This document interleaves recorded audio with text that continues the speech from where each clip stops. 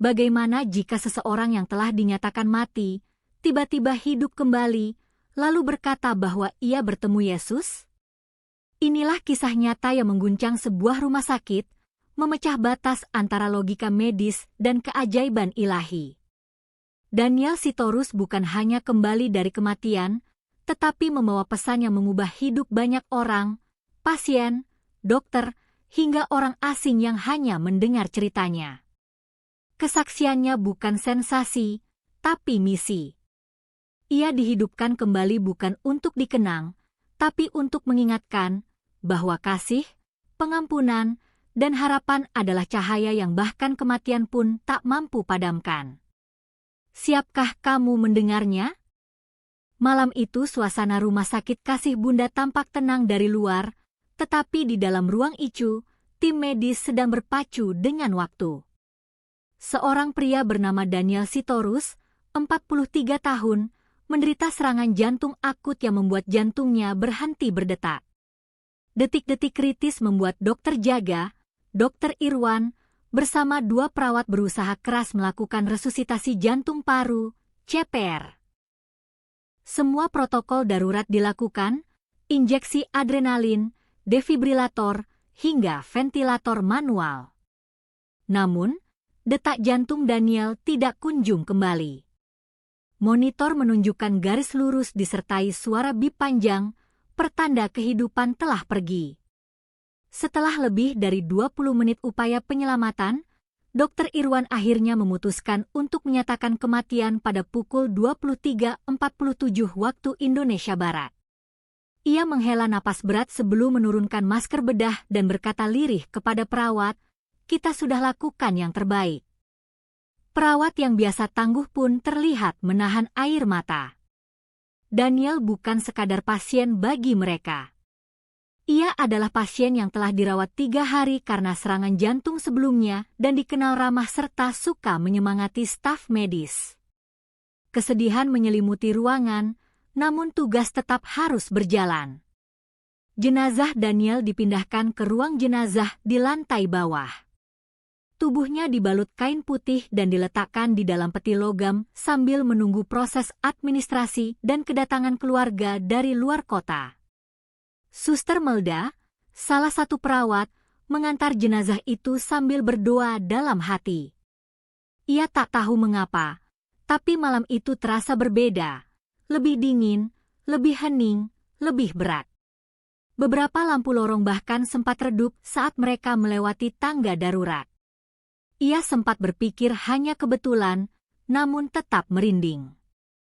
2 jam berlalu, sekitar pukul 1.50 dini hari, seorang cleaning service bernama Pak Slamet sedang mengepel lorong ruang jenazah. Tiba-tiba, ia mendengar bunyi keras dari dalam ruang pendingin. Awalnya ia pikir ada tikus atau benda yang jatuh, namun saat ia mengintip dari balik pintu kaca kecil, ia terperanjat. Sosok yang seharusnya terbujur kaku, Daniel, terlihat duduk di tepi ranjang stainless dengan mata terbuka dan tubuh gemetar. Slamet menjatuhkan alat pelnya dan berteriak sekencang-kencangnya. Teriakan itu membuat 2 satpam rumah sakit berlari ke lokasi. Mereka mengira Slamet kerasukan atau melihat tikus, tetapi ketika pintu dibuka paksa, ketiganya mundur terhuyung. Daniel, pucat, lemah, tapi sadar, sedang memegang dadanya dengan satu tangan dan mengucapkan lirih, "Aku, kembali." Salah satu satpam langsung memanggil dokter jaga. Dalam hitungan menit, Dr. Irwan berlari kembali ke ruang jenazah, tak percaya dengan laporan yang ia terima melalui interkom internal. Daniel dilarikan kembali ke ruang observasi dan dipasang berbagai monitor. Tim medis gemetar saat melihat jantungnya kembali berdetak, tekanan darahnya perlahan membaik. Ini bukan fenomena biasa. Tak ada jejak trauma kepala, tak ada luka baru, dan tidak ada jejak hipoksia otak parah yang biasanya menyertai kematian panjang. Suster Melda bahkan berkata sambil menangis, "Tadi saya sendiri yang tutup matanya, saya sendiri yang kirim ke sini." Namun Daniel bangkit dan berkata dengan suara lemah, Aku bertemu Yesus. Kata-kata itu langsung menciptakan keheningan. Semua orang saling memandang, bingung antara terkejut, tak percaya, atau bahkan takut. Dokter Irwan mencoba bersikap tenang dan fokus pada stabilisasi pasien. Namun, ia tidak bisa mengabaikan fakta bahwa secara medis, Daniel telah mati.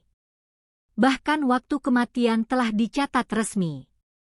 Tapi kini, pria itu hidup kembali dan mengaku mengalami sesuatu yang sangat luar biasa. Keluarga Daniel tiba sekitar pukul 3 dini hari setelah ditelepon ulang. Mereka histeris saat diberitahu bahwa Daniel hidup kembali.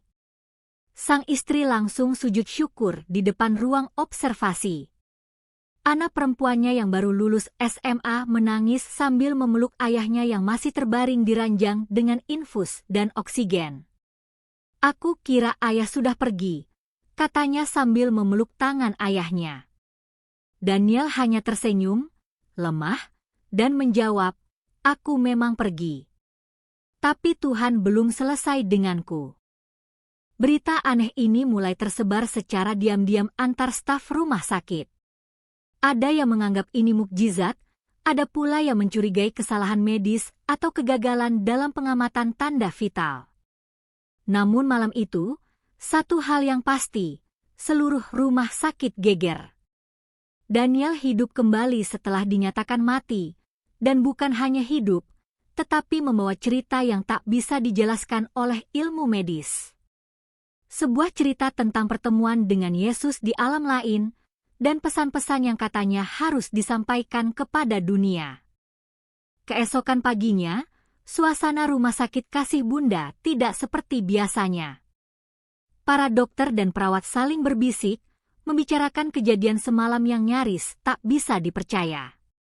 Daniel Sitorus, pria yang sempat dinyatakan meninggal dunia, kini terbaring sadar di ruang perawatan intensif, matanya terbuka dan napasnya stabil.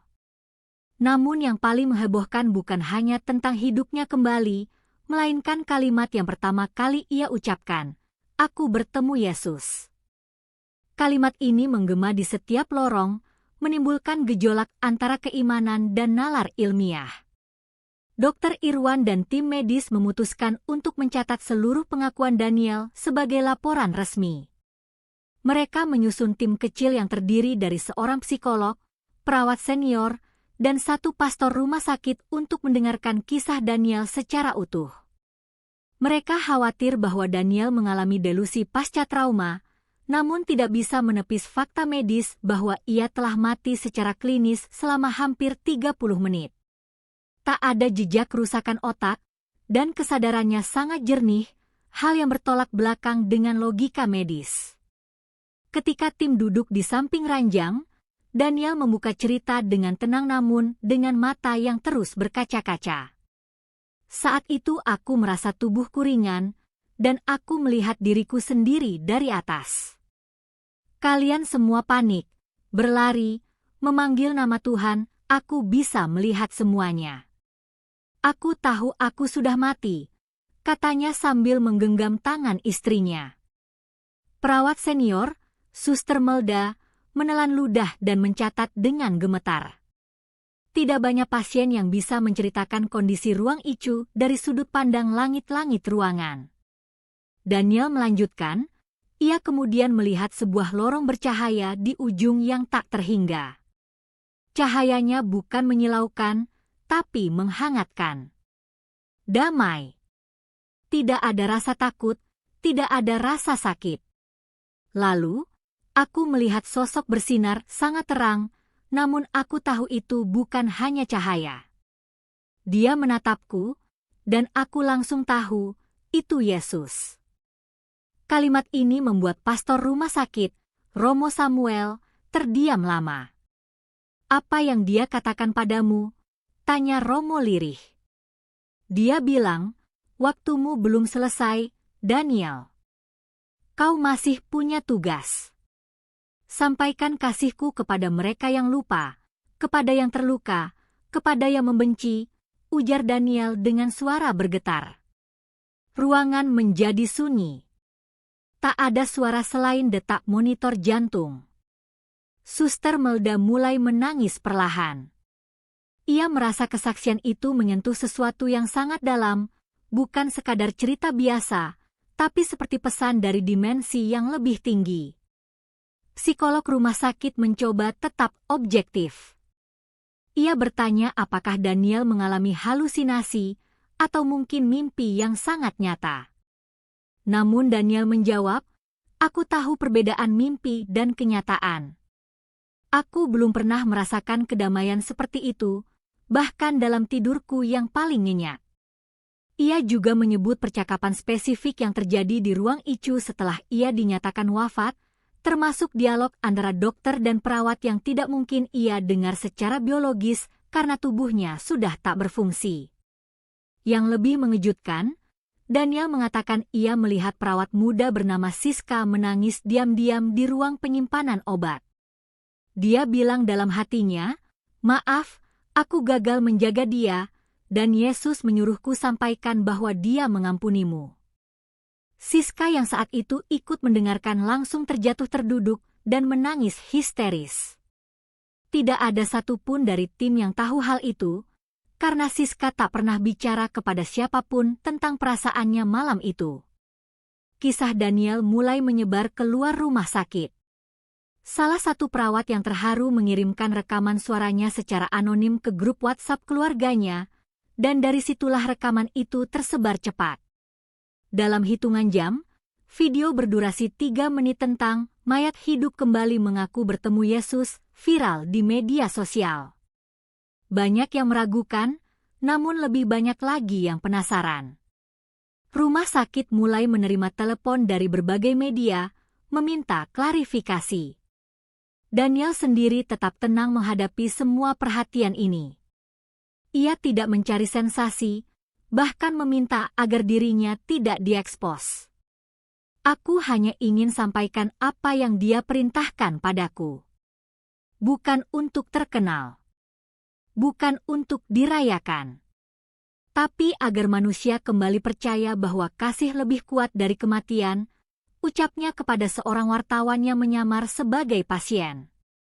Ucapan itu justru membuat berita semakin panas dan ramai diperbincangkan publik. Sementara itu, suasana di rumah sakit mulai berubah. Beberapa pasien yang mendengar kisah Daniel mulai merenung, bahkan meminta pendeta untuk datang dan berdoa bersama mereka.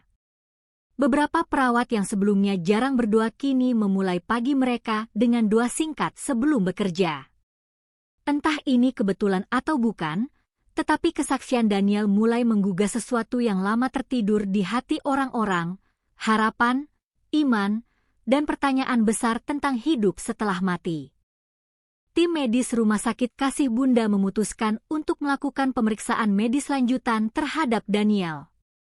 Mereka ingin memastikan bahwa kondisinya memang benar-benar stabil secara fisik dan mental. Daniel menjalani serangkaian pemeriksaan mulai dari MRI otak, CT scan, hingga tes gelombang otak EEG. Hasilnya mencengangkan, tidak ditemukan kerusakan jaringan otak, tidak ada pembekuan darah, bahkan detak jantung dan tekanan darahnya kembali ke rentang normal. Dokter Irwan sempat menghela napas panjang sembari berkata kepada timnya, "Secara medis, ini tidak masuk akal, tapi ini nyata." Laporan medis Daniel menjadi bahan diskusi internal. Rumah sakit memiliki aturan ketat tentang dokumentasi kasus luar biasa, terutama yang bisa berdampak pada opini publik. Oleh karena itu, laporan tentang hidup kembali Daniel tidak dituliskan secara eksplisit, tetapi dibungkus dengan istilah medis, pemulihan spontan pasca kematian klinis. Namun, perawat dan staf tahu apa yang sebenarnya terjadi. Mereka mulai menyebut Daniel dengan julukan yang kembali dari cahaya. Di tengah ketenaran yang tak ia inginkan, Daniel justru semakin tenang. Ia menghabiskan waktu di kamarnya dengan menulis dan membaca Alkitab yang dikirimkan oleh istrinya. Setiap sore, beberapa pasien diam-diam datang untuk mendengarkan ceritanya. Daniel menceritakan kembali tentang taman terang yang ia lihat, tentang suara lembut yang memanggil namanya, dan pesan-pesan yang ia terima. Yesus bilang, banyak orang mengaku mengenalnya, tapi tidak hidup dalam kasih, katanya dengan suara pelan namun penuh keyakinan.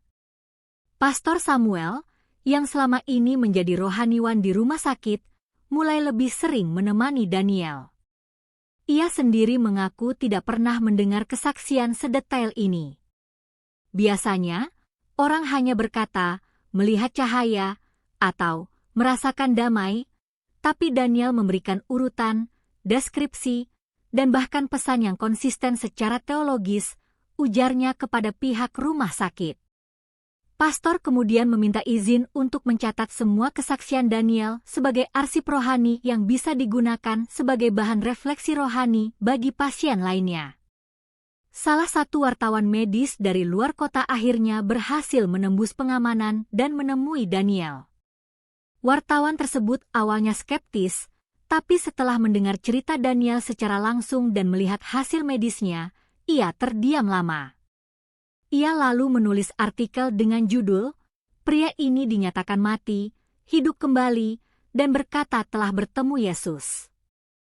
Artikel tersebut menjadi viral dalam waktu 12 jam dan dibagikan jutaan kali di media sosial. Pihak rumah sakit mulai panik. Manajemen khawatir bahwa pemberitaan berlebihan akan mencemari kredibilitas medis mereka. Mereka mengadakan rapat darurat dan mempertimbangkan langkah-langkah untuk menghentikan penyebaran cerita Daniel. Namun, mereka terjebak dalam dilema besar, menekan berita ini bisa dianggap menutupi mukjizat, tetapi membiarkannya berkembang bisa memicu kontroversi yang lebih luas antara dunia medis dan dunia kepercayaan. Sementara itu, Daniel semakin yakin bahwa hidupnya yang kedua ini bukanlah kebetulan. Ia merasa diberi tugas, bukan hanya untuk hidup, tapi untuk mengingatkan. Suatu hari, seorang pasien lansia yang sudah lama menderita stroke mendadak meminta untuk bertemu Daniel. Saat keduanya berbicara, pasien itu tiba-tiba menangis dan mengaku bahwa ia telah lama membenci anaknya sendiri. "Kata-katamu membuatku sadar, aku harus memaafkannya sebelum aku pergi," ujarnya sambil menggenggam tangan Daniel. Momen itu membuat para perawat yang melihatnya ikut menangis. Karena kejadian-kejadian seperti itu mulai sering terjadi, rumah sakit mulai memikirkan cara untuk mengelola fenomena ini secara bijak. Mereka menyiapkan ruang doa kecil di pojok lantai 3, agar Daniel bisa berbagi tanpa mengganggu pelayanan medis. Di luar dugaan, ruangan kecil itu setiap sore dipenuhi pasien dan keluarga mereka. Bahkan beberapa perawat ikut duduk diam-diam di sudut, mendengarkan dalam keheningan. Cerita Daniel mulai menjadi semacam penguat batin di tempat yang selama ini hanya penuh dengan penderitaan dan kematian. Fenomena ini tidak hanya menarik perhatian media, tapi juga para peneliti spiritual dan akademisi. Seorang profesor dari Fakultas Psikologi Agama diundang untuk berbincang langsung dengan Daniel. Ia menilai bahwa kesaksian ini memiliki struktur pengalaman religius yang sangat autentik, intens, penuh kedamaian, menyentuh moral, dan membawa perubahan perilaku. Profesor itu menutup kunjungannya dengan berkata, apapun penjelasan ilmiahnya, dampak pengalaman ini terhadap hidup Daniel dan sekitarnya tidak bisa diabaikan. Kini, Daniel tak lagi dianggap sekadar pasien yang sembuh, tetapi simbol harapan. Di dunia yang penuh rasa takut dan kehilangan, ceritanya menjadi titik terang kecil yang mengingatkan banyak orang bahwa hidup tidak berhenti di kematian. Bahwa mungkin, justru di ambang maut, manusia bisa menemukan makna terdalam tentang cinta, pengampunan, dan perjumpaan yang ilahi. Seiring viralnya kisah Daniel yang bangkit dari kematian dan mengaku bertemu Yesus, tidak semua pihak menanggapinya dengan rasa syukur atau kekaguman. Di balik mata yang terharu dan hati yang tersentuh, muncul pula suara-suara sinis dari kalangan medis dan akademik. Beberapa dokter senior secara terang-terangan menyatakan bahwa pengalaman Daniel hanyalah efek dari kondisi hipoksia otak atau terminal lucidity, fenomena langka di mana otak tiba-tiba aktif kembali sesaat sebelum benar-benar mati. Bukan mukjizat, hanya reaksi biologis yang belum sepenuhnya kita pahami, ujar Dr. Hardiman dalam rapat staf rumah sakit. Direktur rumah sakit, Dr. Rina Pranoto, merasa berada di tengah tekanan besar. Di satu sisi, reputasi rumah sakit sebagai institusi medis ilmiah terancam oleh anggapan publik bahwa mereka menjadi tempat terjadinya fenomena spiritual yang tidak bisa dijelaskan. Di sisi lain, pemberitaan yang luas telah membawa perhatian nasional, bahkan internasional, ke rumah sakit mereka. Banyak media meminta wawancara, sementara tokoh-tokoh agama mulai berdatangan, menambah ketegangan suasana. Jika kita salah langkah, ini bisa merusak kredibilitas institusi, kata Rina dengan tegas. Sebagian besar dokter muda masih terbelah dalam menyikapi kasus ini. Ada yang diam-diam percaya bahwa ini memang mukjizat dan menunjukkan sisi spiritual dari kehidupan manusia. Namun ada pula yang menganggap ini hanya sensasi, dan mulai mencurigai bahwa Daniel mungkin memiliki niat tersembunyi. Teori konspirasi muncul, dari dugaan skenario keluarga untuk viral, hingga anggapan bahwa Daniel hanya ingin menjadi terkenal dan mencari simpati. Namun tuduhan-tuduhan itu cepat runtuh ketika disandingkan dengan sikap Daniel yang justru menolak disorot kamera dan tidak mau muncul di televisi. Daniel sendiri tetap tenang. Ketika salah satu jurnalis dari saluran TV nasional datang membawa kru, ia hanya berkata, "Saya bukan orang penting. Kalau Anda ingin meliput, liputlah pesannya, bukan wajah saya." Penolakan itu membuat beberapa jurnalis terkesima, bahkan ada yang diam-diam menghapus video mereka karena merasa malu. Namun tekanan dari publik terus meningkat.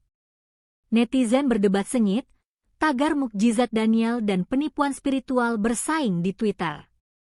Pendeta-pendeta gereja besar pun mulai memberikan komentar di media. Tak butuh waktu lama sebelum rumah sakit dipanggil oleh Dinas Kesehatan daerah. Mereka mempertanyakan validitas laporan medis terkait Daniel dan menuntut klarifikasi tentang penyebaran data pasien. Rumah sakit ditegur karena dianggap membiarkan kisah ini menyebar tanpa kontrol, bahkan menimbulkan ketegangan sektarian. Namun ironisnya, tidak ada satupun pasal yang bisa digunakan untuk menghentikan Daniel, karena ia tidak melanggar hukum apapun. Dia hanya hidup kembali dan bercerita. Seorang dokter muda bernama Dr. Zaki, yang awalnya skeptis, mulai berubah ketika ia melihat pengaruh Daniel terhadap para pasien. Ia menyaksikan sendiri bagaimana pasien-pasien yang biasanya gelisah, takut mati, dan putus asa, kini mulai lebih tenang dan menerima proses hidup mereka dengan ikhlas. Mungkin kita harus buka mata, bukan cuma dari lensa mikroskop, katanya kepada seorang kolega. Ia mulai diam-diam mencatat perubahan psikologis pasien yang bersinggungan dengan Daniel. Namun tidak semua bisa menerima perubahan ini. Seorang psikolog senior bahkan menulis opini panjang di media lokal, menyebut kisah Daniel sebagai delusi massal berbalut spiritualitas. Ia memperingatkan bahwa membiarkan satu kesaksian tak terverifikasi berkembang bisa menciptakan ilusi kolektif yang membahayakan. Komentar itu memicu perdebatan panas. Beberapa kalangan menyebutnya arogan dan terlalu membatasi keajaiban pada apa yang bisa diukur, sementara yang lain mendukungnya dengan dalih menjaga akal sehat masyarakat. Di tengah pro dan kontra, Daniel mendapat pesan anonim yang mengancam. "Diam, atau kau akan dihentikan," tulisnya dalam secari kertas yang diselipkan di bawah pintu kamarnya. Keamanan rumah sakit diperketat. Perawat yang berjaga diperintahkan melaporkan siapapun yang mencurigakan. Namun Daniel hanya tersenyum dan berkata, "Aku tak takut. Kalau aku sudah mati sekali dan Tuhan kembalikan aku, maka hidup ini sudah bukan milikku lagi." Ucapan itu membuat suster yang berjaga menangis diam-diam malam itu. Romo Samuel mulai menengahi perdebatan ini dengan cara yang elegan. Ia mengajak rumah sakit menggelar forum terbuka berjudul Ilmu dan Iman, Mungkinkah Bertemu di Ujung Kematian? Forum ini mempertemukan para dokter, teolog, dan akademisi untuk membicarakan fenomena seperti yang dialami Daniel. Tak disangka, forum ini dipadati ratusan peserta, dan livestreamnya ditonton puluhan ribu orang. Diskusi berlangsung hangat, penuh perbedaan, namun justru membuktikan bahwa kisah Daniel membuka ruang dialog yang sehat antara dunia sains dan kepercayaan. Meski banyak yang menolak dan berusaha membungkam cerita ini, justru perlawanan itulah yang membuat kisah Daniel semakin kuat. Ia bukan lagi sekadar cerita pasien bangkit dari kematian, tetapi menjadi simbol bahwa dalam dunia yang penuh keraguan, masih ada ruang untuk harapan, iman, dan kemungkinan. Penolakan demi penolakan tidak memadamkan kisahnya. Sebaliknya, seperti bara yang ditiup angin, semakin menyala dan membakar hati siapapun yang mendengarnya. Daniel mulai menyadari bahwa kehidupannya yang dikembalikan bukanlah untuk kepentingan pribadi, tetapi untuk menjalankan sebuah misi yang lebih besar. Setelah seminggu berada di ruang perawatan, ia meminta kepada rumah sakit agar diizinkan mengunjungi pasien-pasien yang bersedia untuk berbicara dengannya. Dokter sempat ragu, namun setelah melihat pengaruh positif yang muncul dari percakapannya dengan beberapa pasien, akhirnya permintaan itu dikabulkan secara terbatas.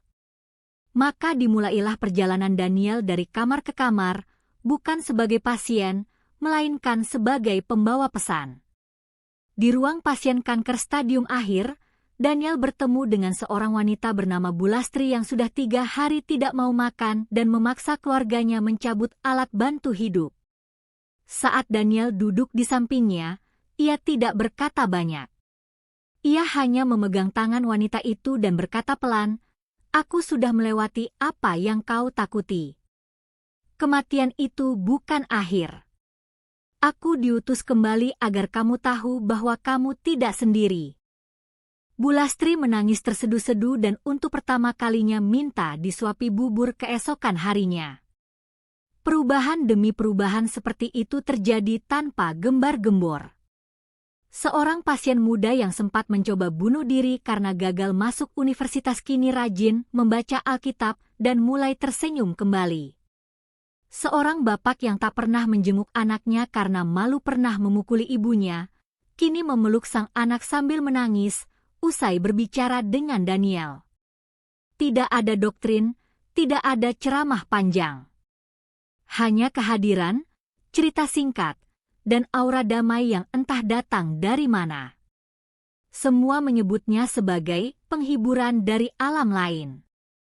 Daniel tidak hanya menyentuh hati pasien, tetapi juga para staf rumah sakit.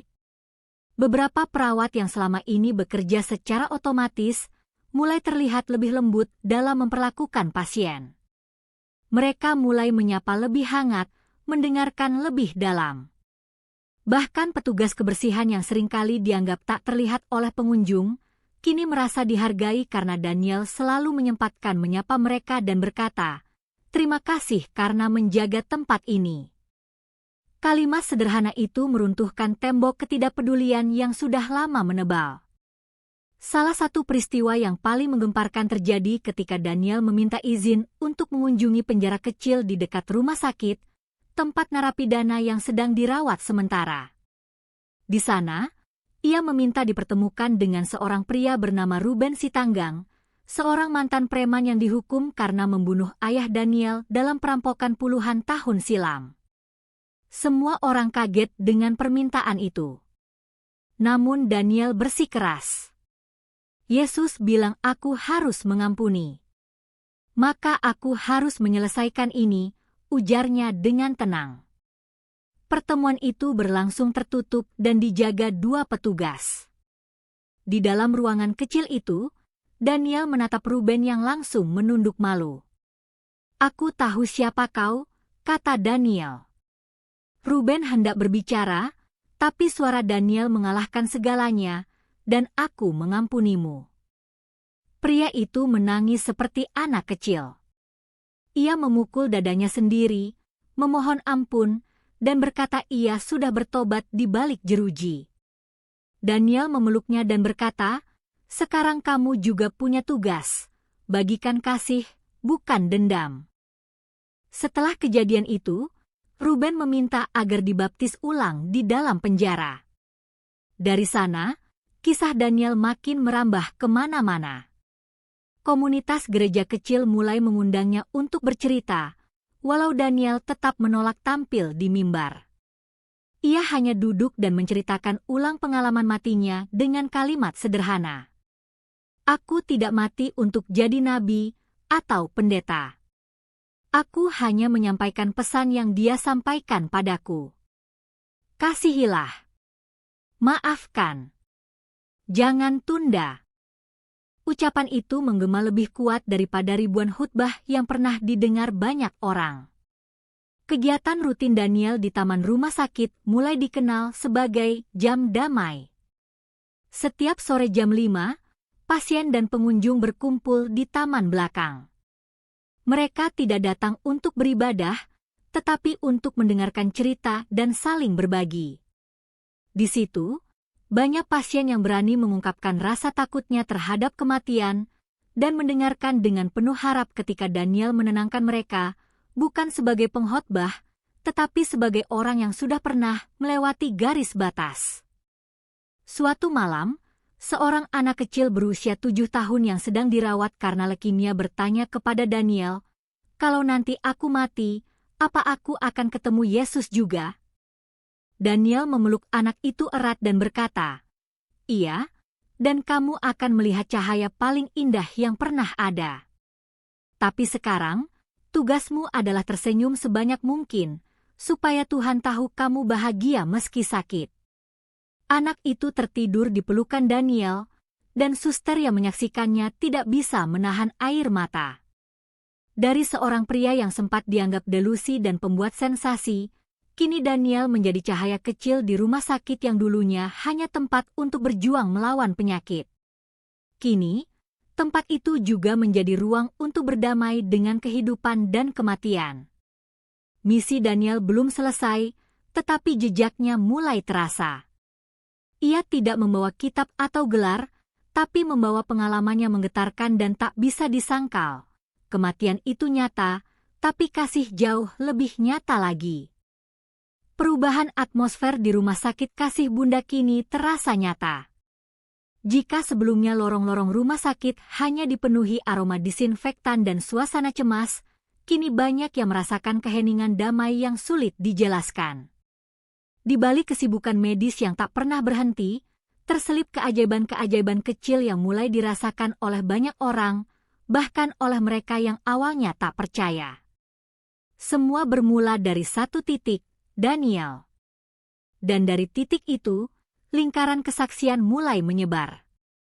Suster Melda, salah satu perawat senior yang paling lama bekerja di ICU, akhirnya mengaku di depan rekan-rekannya bahwa ia mengalami mimpi aneh beberapa hari setelah Daniel bangkit. Dalam mimpi itu, ia berada di lorong rumah sakit yang gelap dan dingin, sendirian.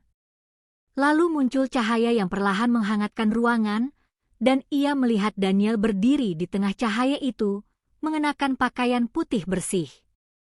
Tapi bukan Daniel yang sekarang, lebih muda, lebih bercahaya. Dia tidak bicara, tapi aku tahu dia sedang berdoa untuk kita semua, ujar Melda dengan suara bergetar. Cerita Melda dianggap halusinasi oleh beberapa orang, namun ia tidak sendiri. Seorang dokter muda bernama Dr. Andi yang semula sangat skeptis, mengaku didatangi Daniel dalam mimpinya juga.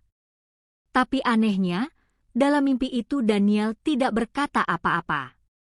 Ia hanya menatapnya dan tersenyum, lalu menghilang di balik cahaya yang membentuk salib.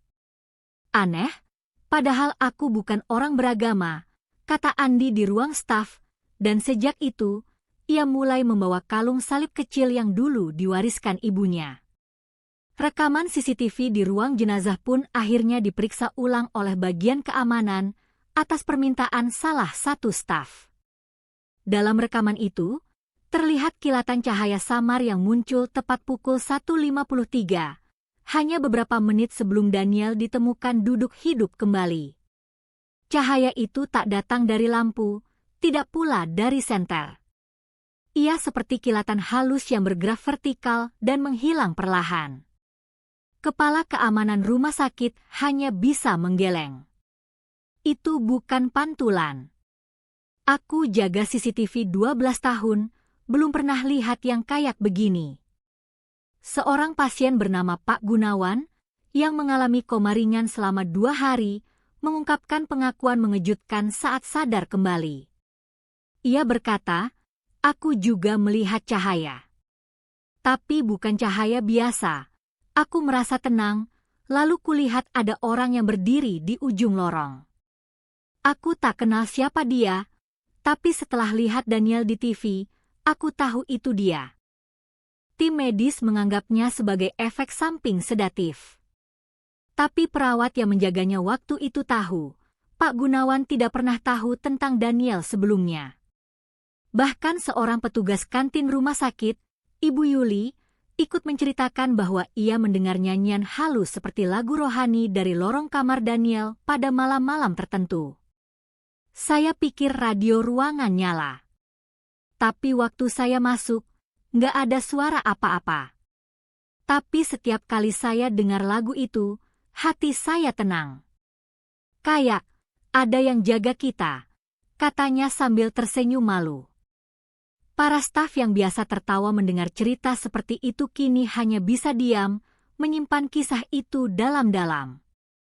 Pastor Samuel, yang mendampingi Daniel hampir setiap hari, menyusun semua pengakuan tersebut dalam sebuah buku kecil berjudul Catatan dari Kamar 212.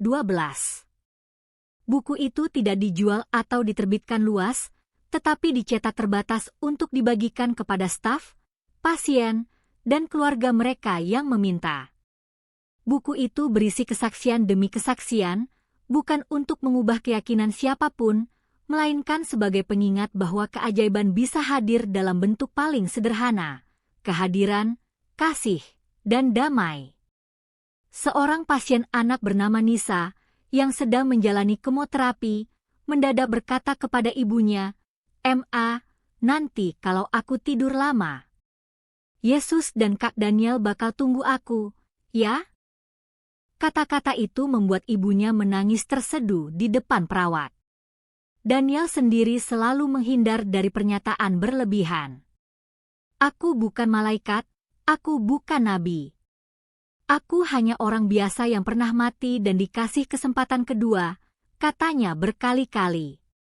Tapi justru karena kesederhanaannya, kesaksiannya terasa lebih dalam. Cerita-cerita ini mulai terdengar keluar rumah sakit. Beberapa komunitas rohani dan lintas agama datang mengunjungi, bukan untuk menyembah Daniel, tapi untuk memahami fenomena ini. Mereka duduk bersama di taman belakang rumah sakit, berdiskusi, berdoa dalam bahasa dan cara masing-masing. Tidak ada pertentangan. Tidak ada perebutan kebenaran. Hanya keinginan untuk memahami bahwa mungkin Tuhan sedang berbicara dengan cara yang tidak biasa. Kini, Rumah Sakit Kasih Bunda tidak lagi hanya menjadi tempat menyembuhkan luka fisik, tetapi juga menjadi titik kumpul cerita spiritual yang menguatkan. Para saksi yang awalnya takut untuk berbicara, mulai berani menyampaikan pengalaman mereka. Dan semua itu bersumber dari satu kejadian, seorang pria yang mati, kembali hidup, dan membawa pesan damai. Sebuah kesaksian yang tidak hanya mengguncang hati, tapi juga membuka mata banyak orang, bahwa kehidupan dan kematian mungkin tidak dipisahkan oleh batas setipis yang kita kira. Beberapa minggu berlalu sejak Daniel hidup kembali.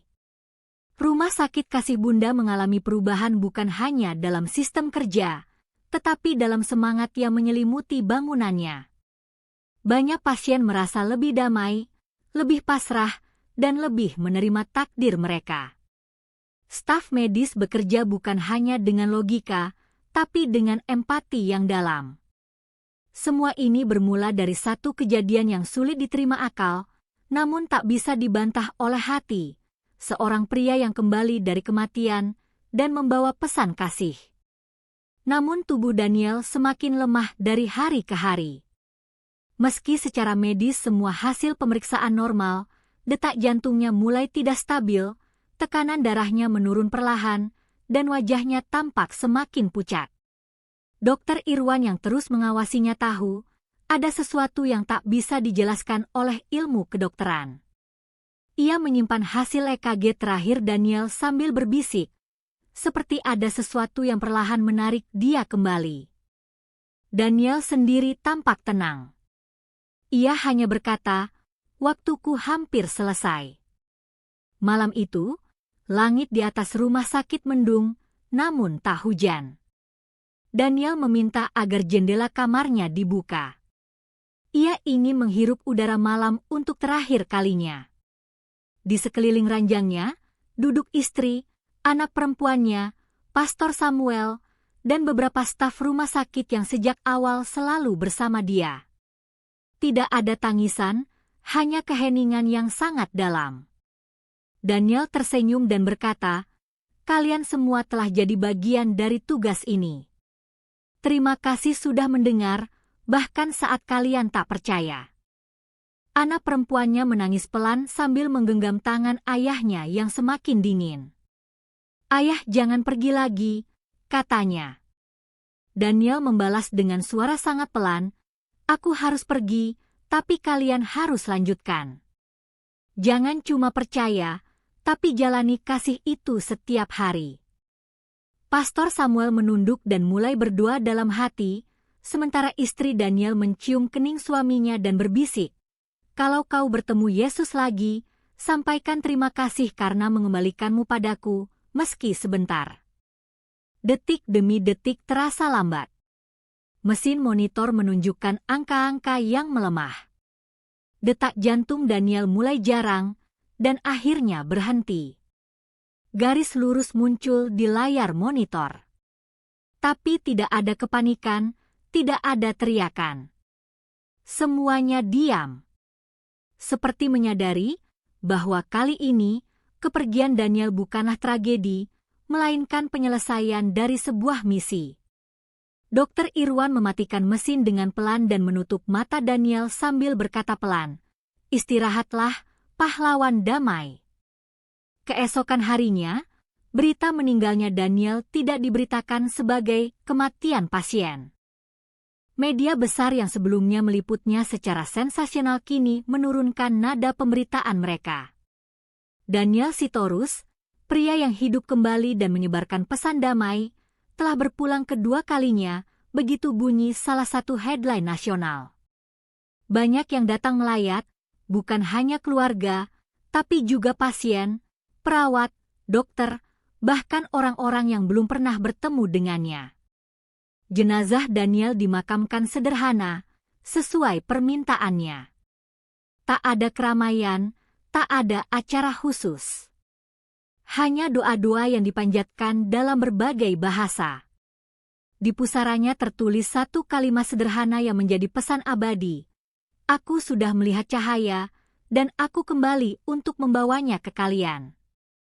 Kalimat itu menjadi bahan renungan bagi banyak orang. Bukan hanya karena keajaiban hidup kembali, tetapi karena apa yang ia lakukan setelah kembali. Rumah Sakit Kasih Bunda kini memiliki taman khusus bernama Taman Cahaya Daniel. Di sana, setiap minggu diadakan sesi refleksi terbuka bagi pasien dan keluarga. Tak ada pemaksaan agama. Hanya ruang bagi siapa saja untuk merenung, memaafkan, dan belajar menerima. Buku catatan kesaksian dari Daniel terus ditambah oleh orang-orang yang pernah mendengar ceritanya, pernah berbincang dengannya, atau pernah berubah karena bertemu dia, walau hanya sekali. Pastor Samuel meneruskan misi Daniel.